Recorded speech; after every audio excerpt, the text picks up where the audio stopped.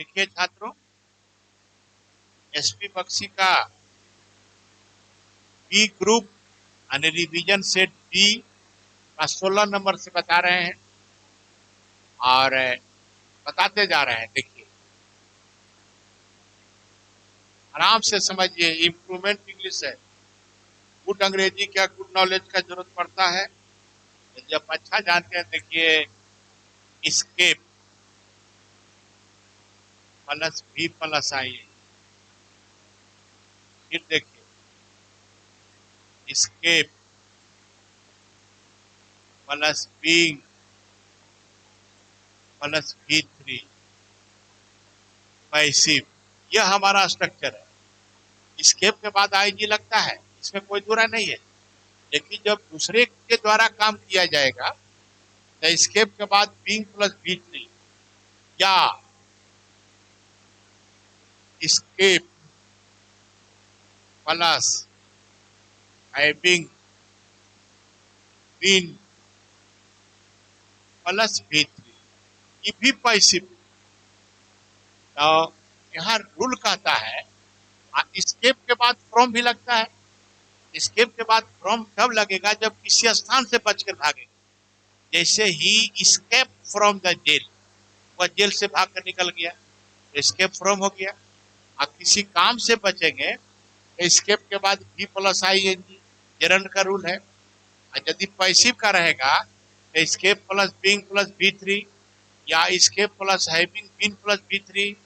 तो जाकर के देखिए, गैलीलियो स्केप, गैलीलियो बच गया। बीइंग बर्न, जलाए जाने से ना बच गया।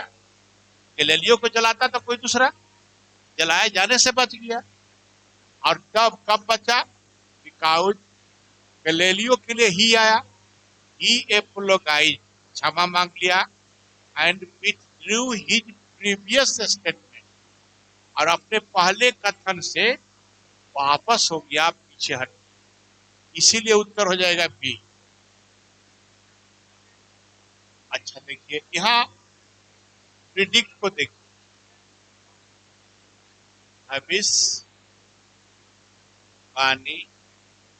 करना। तो छात्रों, अनलेस के बाद प्रेजेंट इंडिफिनिट और दूसरा वाक्य future indefinite.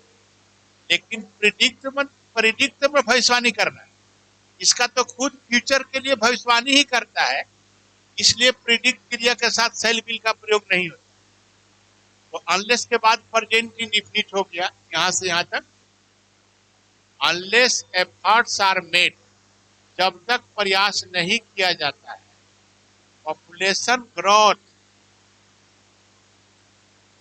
Stabilises, stabilises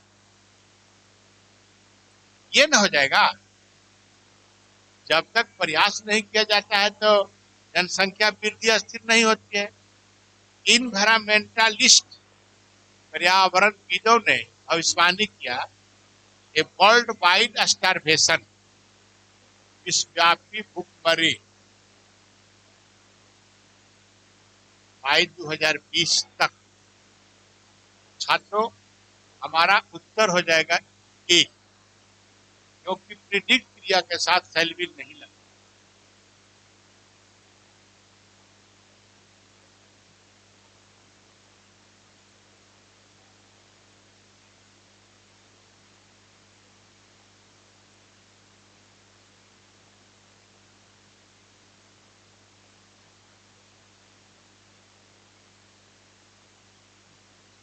all the people are supposed, सभी लोगों के बारे में यही माना जाता है कि take out there shoes.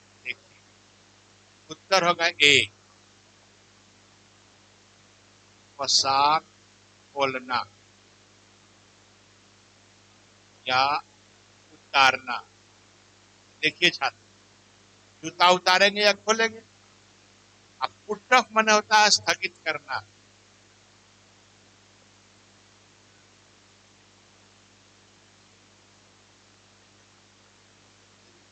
When they enter a place of worship, जब वे लोग पूजा स्थल में प्रवेश करते हैं तो जूता खोलना उनसे माना जाता है। वो हो जाएगा टेक ऑफ। ए सर्व सम्मन्स, बहुत इंपॉर्टेंट, टीबीआई दे दे।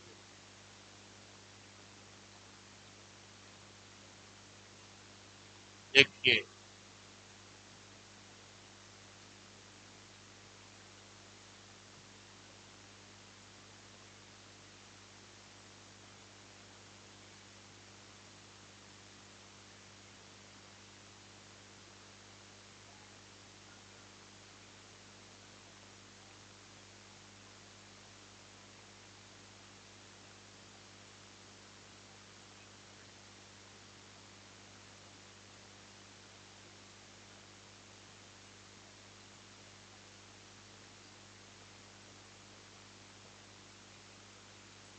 देखिए छात्र, सम्मन्स जो है देखने में एस लगता है, लेकिन ये सिंगुलर काउंटेबल नाउन है।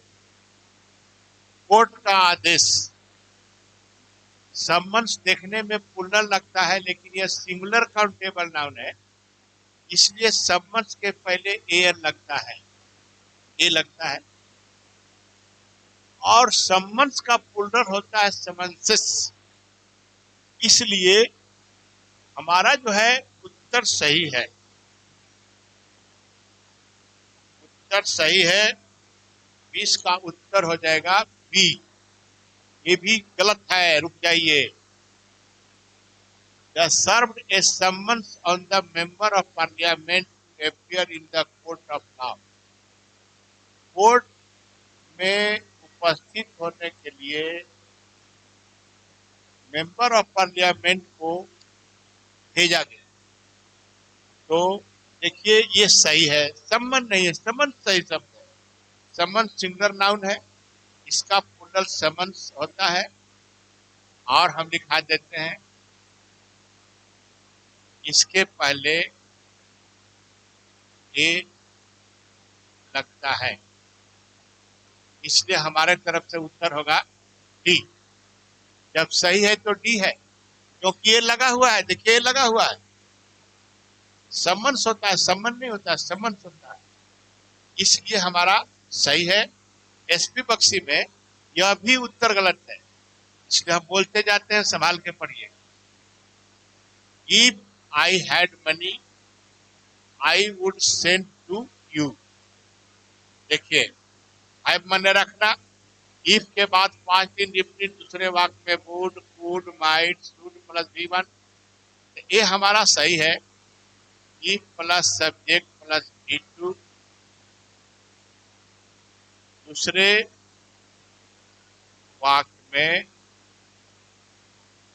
Subject plus could plus V1 सही है। तो हमारा उत्तर हो जाएगा डी। डी, यदि मेरे पास पैसा हो तो मैं तुम्हारे पास भेज दूं। आपको हम बताते रहते हैं, हैव पहला रूप हैव न रखना, हैव का दूसरा रूप हैड। हैड प्लस नाउन कभी भी पास्ट परफेक्ट नहीं होता। जैसे आई हैड अ पेन, बहुत लड़के जल्दीबाजी में कह देते हैं कि पास्ट परफेक्ट नहीं। I had a pen past indefinite. और जब हैड में एक और V3 दे देंगे तब जाकर के हैड का प्रयोग पास्ट परफेक्ट माना जाएगा। इसलिए यहाँ if I had a money past indefinite हुआ, I would send to you. If के बाद पास्ट इंडिफिनिट दूसरे वाक्य में शुड, वुड, कुड, माइट आवश्यकतानुसार प्रयोग होते हैं। चलिए ये भी हो गया। 22 देखिए क्या समझा।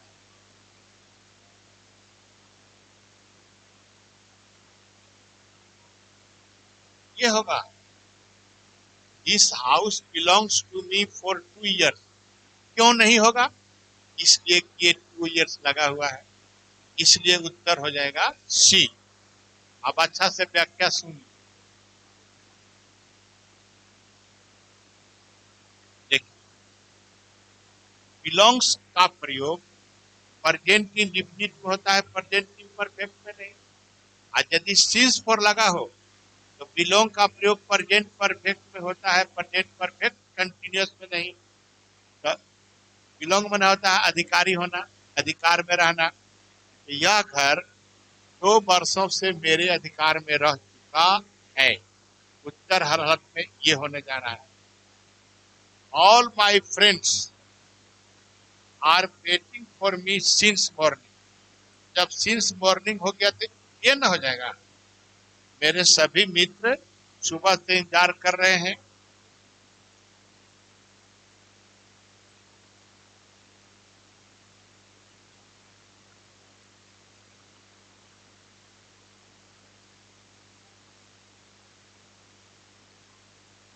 देखिए छात्रों,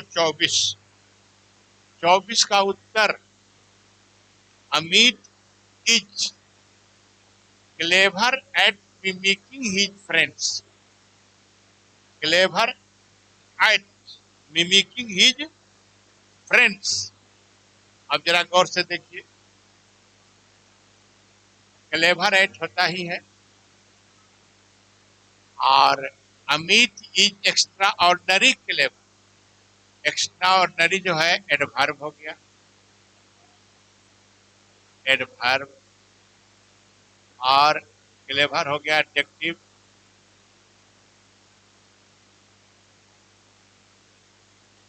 eight mimicking his friends, mimic पर नकल करना।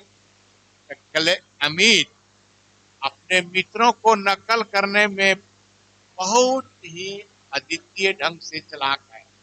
उत्तर हो गया 4, इसलिए क्लेवर एट सही होता है।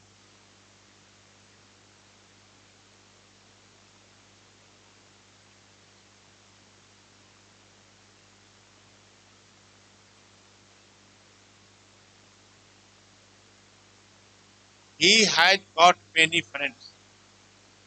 ही के पास बहुत मित्र हैं, because he had got much money.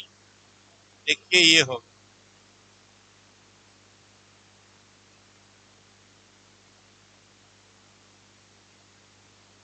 Object के स्थान पर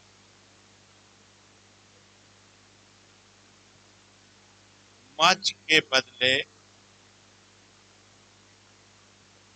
ए लॉट ऑफ का प्रयोग सही होता है। यदि वाक अफर्मेटिव हो, इसीलिए उत्तर होगा ए लॉट ऑफ। और ए लॉट ऑफ बराबर मच। देखिए ए लॉट का वही माने होता है, लॉट ऑफ बराबर मच होता है। मच का प्रयोग अनकाउंटेबल नाउन के पहले होता है, अब मेनी का प्रयोग पुलर नाउन के पहले होता है।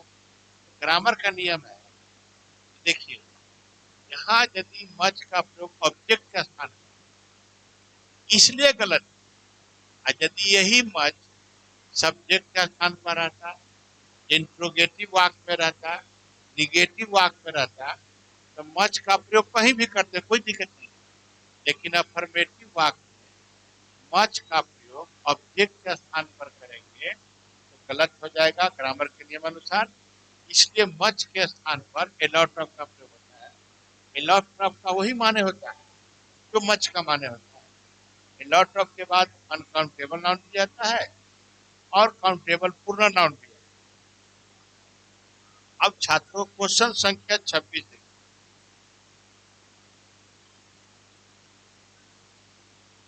When the students taken their examinations,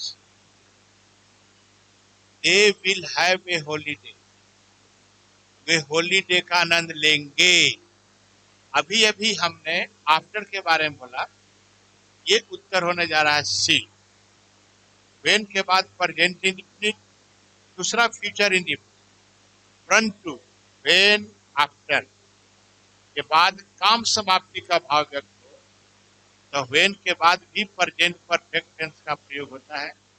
जब छात्रगण अपना परीक्षा दे चुके होंगे तब न छुट्टी का आनंद लेंगे। इसीलिए उत्तर सी हो रहा है।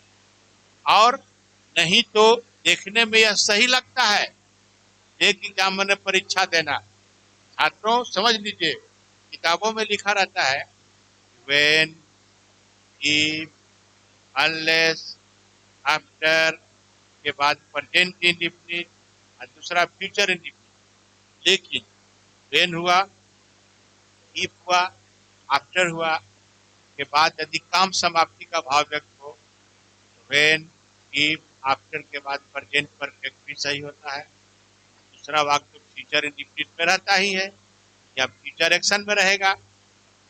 चलिए आप समझते जा रहे हैं।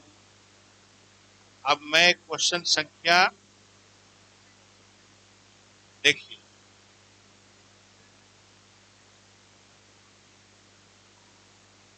27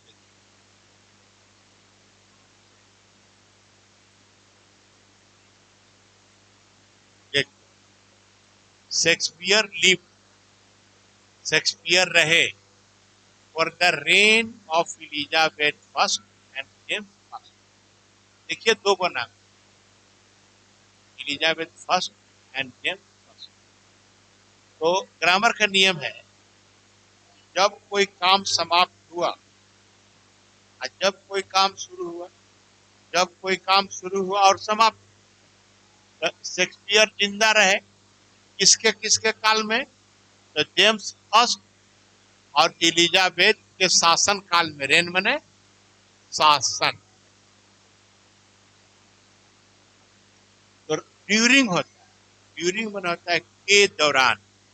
तो इन दोनों के शासन काल के दौरान शेक्सपियर जिंदा रहे। जब कोई काम शुरू हुआ और अंत हुआ के बीच कोई घटना घटे तो ड्यूरिंग का प्रयोग होता है। ड्यूरिंग का मतलब होता है के दौरान, इन course of.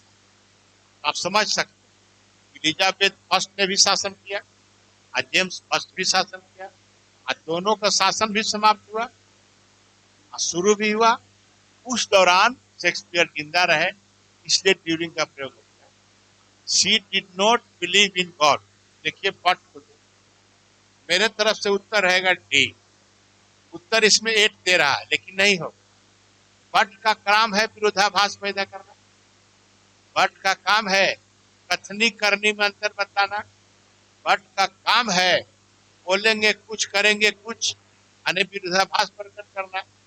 She did not believe in God, she ईश्वर में विश्वास नहीं करती थी, लेकिन वह रेगुलरली मंदिर जाती थी। विरोधाभास हुआ कि नहीं, जब ईश्वर में विश्वास नहीं करती थी तो मंदिर जाती क्यों थी, इसलिए बट का प्रयोग सही है। नो इम्प्रूवमेंट मारेंगे। आई थिंक माई सेल्फ,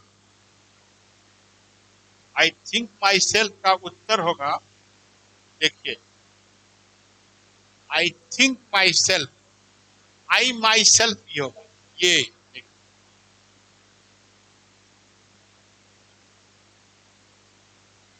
कर्ता के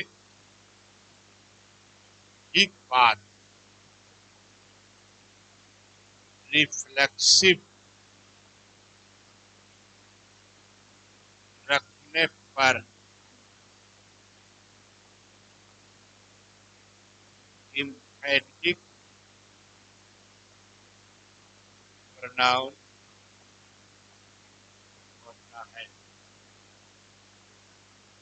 इसीलिए आई माई सेल्फ थिंक, मैं स्वयं सोचता हूँ, कर्ता के ठीक बाद रिफ्लेक्सिव होगी। There is a third dimension, एक तीसरा विस्तार है, which science has added to modern part, जो आधुनिक युद्ध में जोड़ दिया।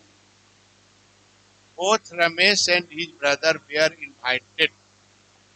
देखिए गौर से, both Ramesh and his brother, Ramesh और उसका भाई को निमंत्रण दिया गया, but neither accepted our invitation, लेकिन दो में से किसी ने हमारा निमंत्रण स्वीकार नहीं किया। ये आप जानते हैं, दो के लिए नाइदर, दो मतलब, नाइदर का मतलब होता है दो में से कोई नहीं, आइदर का मतलब होता है दो में से कोई एक।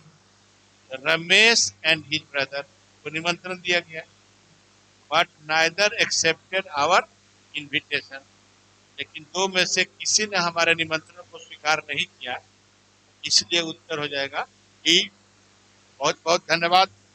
ये हमारा सेट डिवीजन एसपी बक्सी का क्लियर हो चुका है। फिर अब ग्रुप सी की तैयारी करेंगे, तैयार कीजिए।